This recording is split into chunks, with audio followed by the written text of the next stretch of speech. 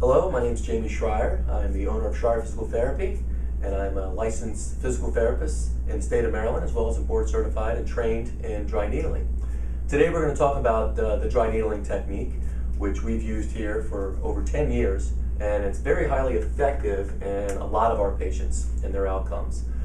We use it on runners and the athletic population. We used it on people in accidents who get in a car accident. And we've also used it on just regular people that have problems either at the office or in their daily lives, just bending or lifting or things like that.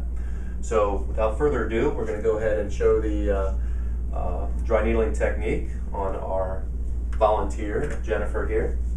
First, we want to do a little alcohol swab just to clean the area.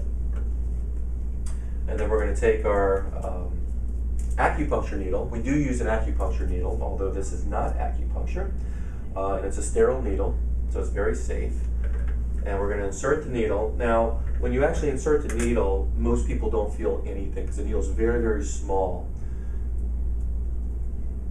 Did you really feel that, Jen? No, she didn't feel that. And then what we're going to do is we're going to put the needle into the trigger point. Now, there's a trigger point right here in the upper trapezius muscle or the upper shoulder muscle.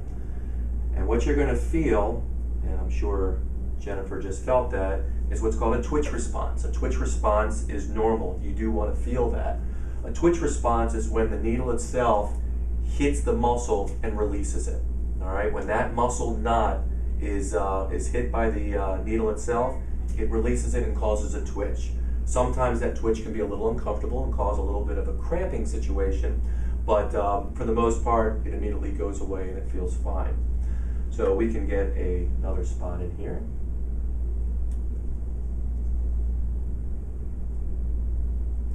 There's one. Did you feel that, Jen? Okay. So Jennifer felt that one as well. Again, we're in the same muscle right here, but there was more than one trigger point, which is very common. We have trigger points all over our body, but when these trigger points become really hyperactive and sensitive, they can cause problems. They can cause pain, they can limit motion, and also limit performance, especially if you're an athlete or something like that. So this is a technique. Afterwards, we might do a little bit of myofascial release or massage. Again, we're trying to increase the circulation, relax the muscle. Once you are finished with this, we have all of our patients follow it up with a stretch. So I'll make sure Jennifer does a stretch after this. And then also drink plenty of fluids and put some heat on it. Again, increases the circulation in the area and really helps with some of the soreness. Usually about 24, 48 hours, most of our patients feel a tremendous difference. The number of techniques, the number of dry needling really depends on how bad the problem is. If you've had a problem for years and years, it's going to take more than if you have a problem just for a few weeks. So that will just depend. But other than that, it's a great technique and tool that we use here with really great results. I've had it done myself. That's how I got into it, and it's really helped me in my back pain. So it's something that if you are interested, you definitely should try it out. We're certainly able to evaluate to see if you're a candidate for this type of technique. And thank you very much.